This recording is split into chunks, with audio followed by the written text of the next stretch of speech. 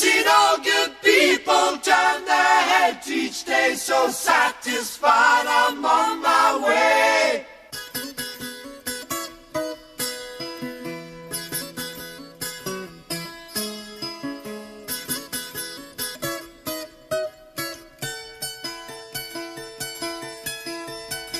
Take a straight and stronger course to the corner of your life.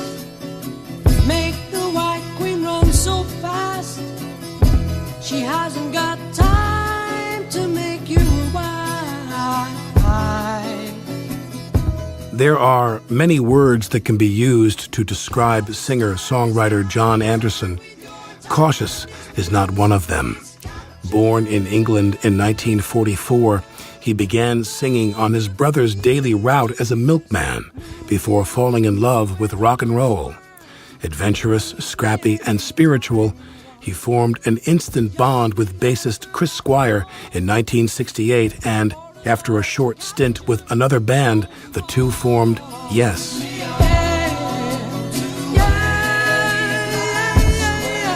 Like Anderson himself, their music was otherworldly, bucking convention in both structure and sound. Their songs were a dynamic mix of jazz and rock that could last for as long as 20 minutes, and their concerts sold out stadiums worldwide. By the 1980s, the band had produced more than 11 critically acclaimed albums. Their music ushered in what's known today as progressive rock, paving the way for bands like Radiohead. And the English native is still testing the boundaries of music just like he did as a kid. You know, I started singing when I was at school in a choir, and I was told to shut up, Anderson, not so loud. And I kind of calmed down a bit, because I used to love shouting and singing, you know. Choir, you know, they do that. And then me and my brother Tony, we used to sing all the Everly Brothers songs. And I was the high harmony. And I just loved singing. And then we started a band called The Warriors in 63. And in April 63, my brother had a motorbike. And he drove us, me and him, went to Southport, which is just north of Liverpool, to see this band called The Beatles. And they just released Love Me Do, 63 April. And from then on, I wanted to be Paul McCartney, of course. And you start singing in a band. And basically, when you start off with a band, you have to sing all different kind of songs, from Joe Tex to Nina Simone songs. Covers. Covers, you know. And your voice, you're singing it. I actually remember I used to sing Goldfinger. It was a big hit in England by Shirley Bassey. It was from Wales. And the review was, "We found the Shirley Bassey of rock and roll." That's going to be our tweet. Freaked me out. Listen to my interview with the Shirley Bassey of rock and roll. And I just kept singing and enjoying singing, and went through the 60s with the band, and then went to London, eventually meeting up with Chris. And I knew that I could sing, and I was very interested in songwriting. I'd never written any songs. I'd maybe written one or two terrible songs. But with Chris, I could sort of sit there and just work ideas out with him. And singing with Yes, when it first started, I didn't move. I was very still on stage and stoned, of course. And just happy doing it. Didn't realize until I recorded that I had such a bad voice. Well, why do you say that? Well, you start listening to yourself for the first time through the speakers and everything. When you're recording, everything changes. Yeah, recording the first album, you know, and I think, oh my gosh, it's sort of pretty boring. But that's interesting for people who don't know that when you're doing club work and you're performing live. Well, you think you're happening. Yeah, everybody's jumping up and down, but they're all drunk, so what do they know? Exactly. You sound great then. And then you get into a studio and things change. And what I'm also curious about is when you're singing covers and your very signature voice, which pitches high, is singing these other songs, where does that music come from, which is so unique? You know, we weren't from the same town, the band itself. It was from different towns in England. Normally, like the Hollies, the Beatles, all the bands, the Animals, they came from Newcastle. The Hollies were from Manchester, the Beatles from Liverpool. Everybody, little tight group of friends, you know, where we weren't. We were in London, and Bill Bruford was from Sevenoaks down the road. He actually left the band after a month because he wanted to go. His parents said he had to be a lawyer. So we've been rehearsing as a band for a month, and Bill said, I'm leaving. I said, wait a minute, we've just started. So the strange story was that Bill went to Leeds University, and 2 months later, we played there. And he stood in the audience looking sort of eyes at the band thinking, this is really a great band. What am I doing here at university? And within 2 weeks, he was back in the band. But the idea is that, you start, when I met Chris, it was like, I've got to learn about writing songs. So I started playing the guitar. You had not been writing songs? No. You didn't know how to read music? No. The great thing was because both Tony Kaye in the early days, they were very interested in what I had to say.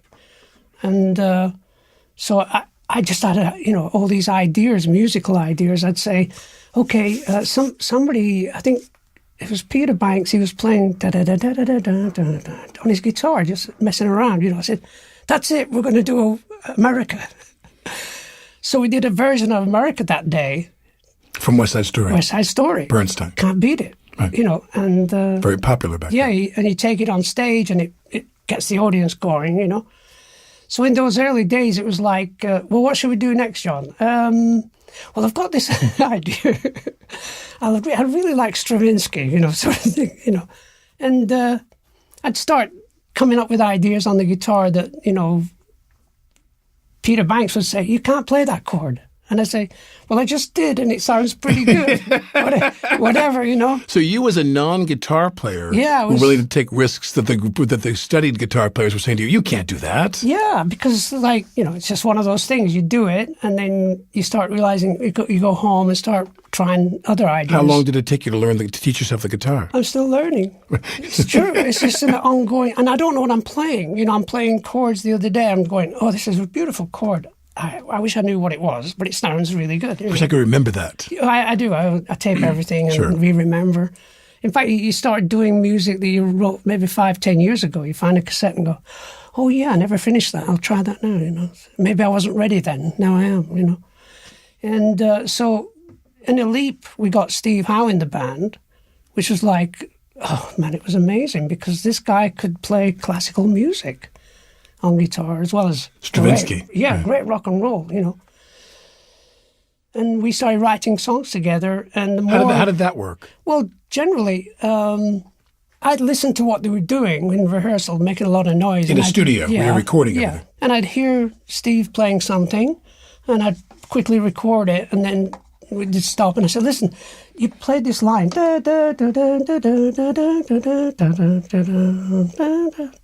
What is that? And he said, I don't know. I was just jamming. I said, no, can you play it again? And he, Okay, and then we'll go into and then we'll keep going there. Bring it up again. New key, modulate. Yeah. So my position in the band was waving my hands around a lot and hoping they would understand what was happening. You're conducting. Yeah. And then, as time moved along, Rick Wakeman came into the band, and it was like, so incredible. Who was the most accomplished musically in terms of reading music, writing music? Rick was the one who wrote music. Yeah, ridiculous. And the neat thing was that you were saying why the music came is because Bill Bruford was a jazz player, jazz rock. And him and Chris together, those early tapes, those early recordings are just fantastic, the BBC recordings. And you hear him and Chris rocking away, but it's slightly different than just there's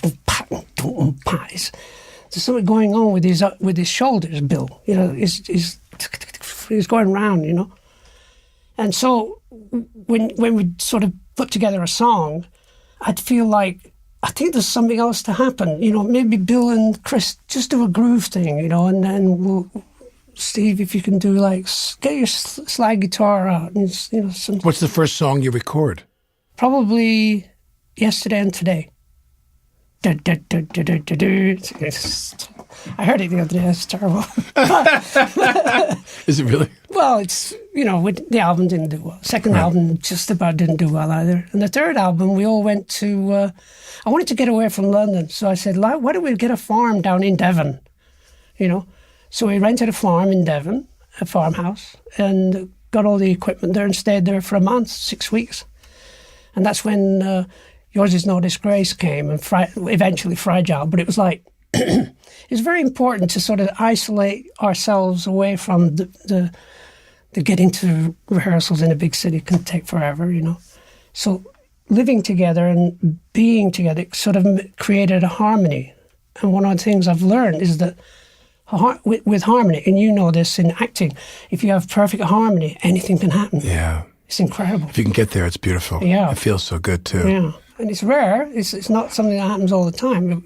Here's like a clue to why I think Yes worked in so many ways. It's that up until then, the bands would go on stage, sing a song, the solo guitar player would solo, and then a chorus again, and then a solo, and finished. And I just didn't like that, because you never know how good you're going to be as a solo guitar player if you've had too many drinks.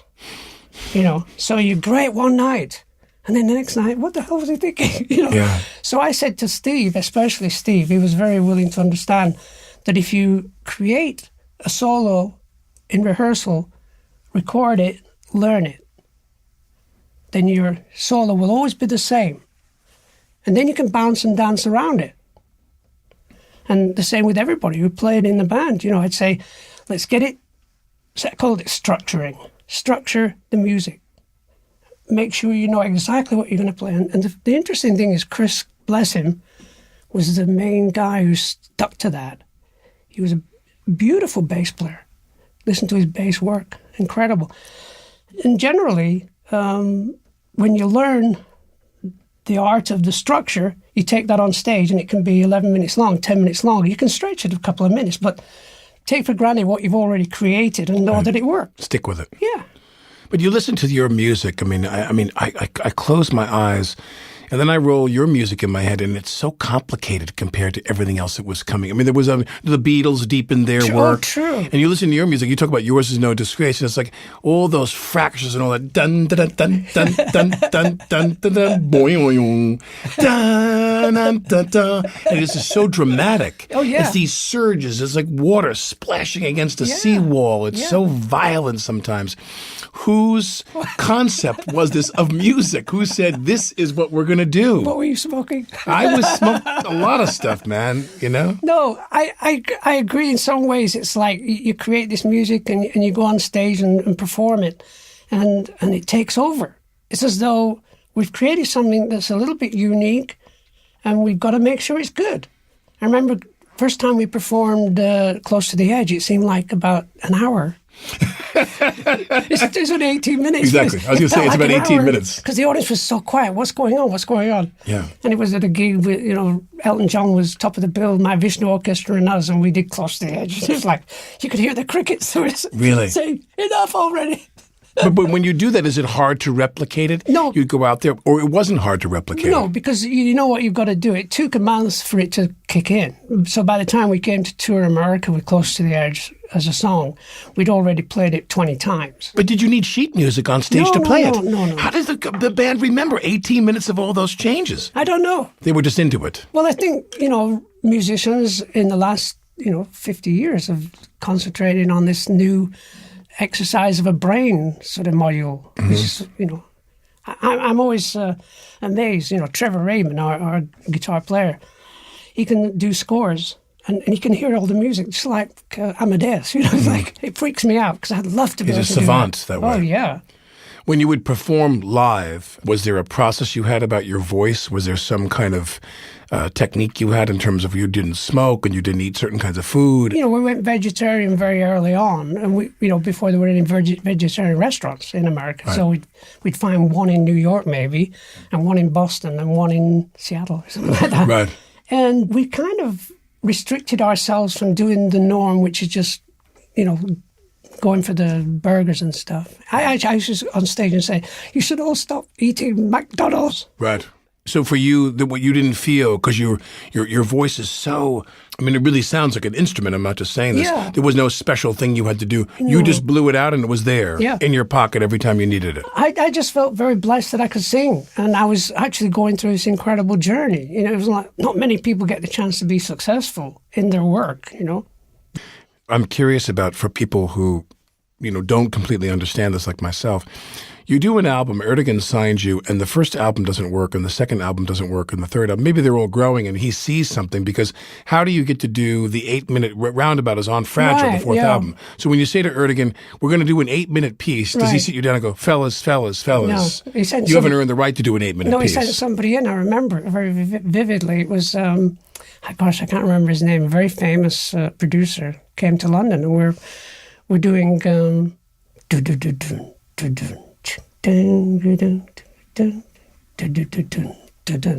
the guy's there sitting there and saying, why don't you put a funky bass in there? I said, no, it's supposed to go.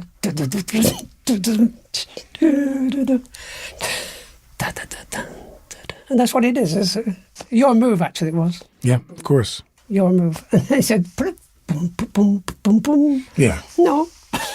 Smash your guitar on stage at the beginning of that one, yeah. No, we just didn't do it. We just said, I'm sorry, I like you very much, but I don't want it to be that way. Is Roundabout the first hit? Yeah, because somebody got some scissors out and didn't tell us. I know. Was it in your contract that they could do that? Of course. They could. They had our firstborn. Right. So they cut Roundabout. From what to what? Well, they just took out the whole middle section. So it goes from the end of the third verse or third chorus, second chorus, whatever, straight into the solo. And we were driving around Pittsburgh to a gig, and it would turn on the radio, and it's Roundabout. We said, Roundabout's on the radio. We couldn't believe it. And then it went straight into the solo. Yeah. We went, your silhouette will charge the view. I mean, I know I'm kind of getting carried away here with you because I'm so excited about actually talking to you. But, Yes Songs is really one of the greatest live albums ever. I mean, if you're a Yes fan, right, and you dig that music, you guys just crushed it. Right. Did you know that when you recorded that? No, really. No, I just knew we were sort of getting into the pocket. When I learned later, the pocket is when it just happens and music takes over. And that was one of those shows. I think we did about 4 in a row, and we recorded one of them. And I don't know. I going back to George Martin, I'd listen to what he did with 4 tracks and wonder why we're not as something. When you hear us playing live, what's wrong?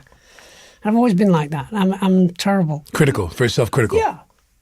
In a good Did you drive the other band members crazy with your self-criticism? Yeah. Right. They called me Napoleon.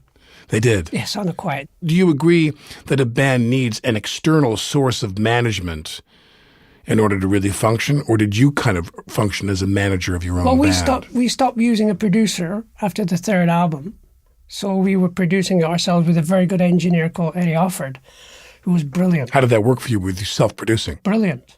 You think so? There's a great photograph of everybody on the on the levers.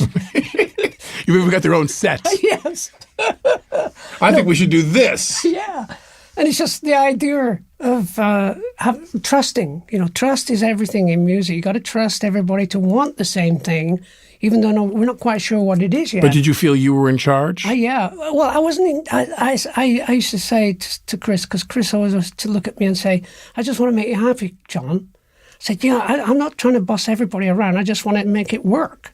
Right. And somebody's got to come up. If you come up with someone ideas, has to decide. If you come up with ideas, I'll follow it through. But it tends to happen. Somebody tends to be more of an idea person. Right. And I was into that, like with reading Herman Hesse and thinking, I really want to do something a little bit more experimental and long form. Steve, come here, man. Can you play some chords like this? And he'd play them, and I said, okay. And he'd say, I've got this thing. It goes close to the edge, round by the corner. And I'd sing, down at the end, round by the river, modulate, seasons will pass you by. And I'm going to go, I get a chords. I need some chords there, and Steve would hear you talk it through, And then when you listen to the music, it's like something in a church. Yeah, true. And it's like subconsciously I'd be chords, and he played perfect chords, and I said, that's it, record it. Next part. Did you interact with Wakeman the same way? Did he go with you? It took a while with Rick, because Rick was very fast at just coming up with stuff. I didn't really... Now and again, I'd hear something. As Rick, you just played something. I need that, please. And he'd say, "What is this one?" Oh yeah, I need that. Whatever it was. And you go through these emotions in the studio of really listening to everybody and making sure that they are in a good place to perform well.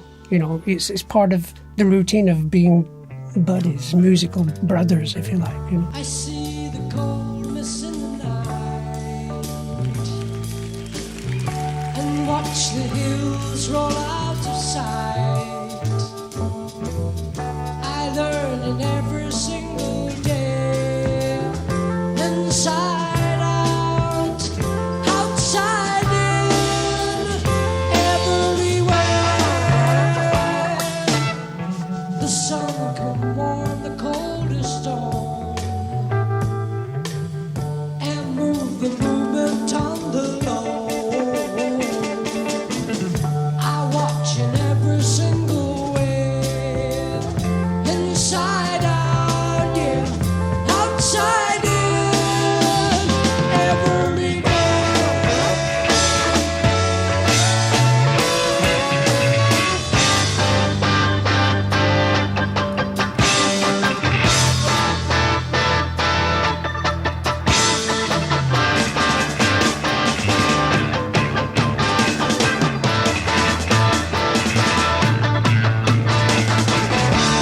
There you are, making it up, but you're sure that it is a start. When all you see is an illusion shining right in front of me. There you say, even in time, we shall control the day. When all you see, deep inside the day is controlling you and me. And one peculiar point I see as one of many ones of me. As truth is gathered, I rearrange inside out, outside in, inside out, outside in, perpetual change.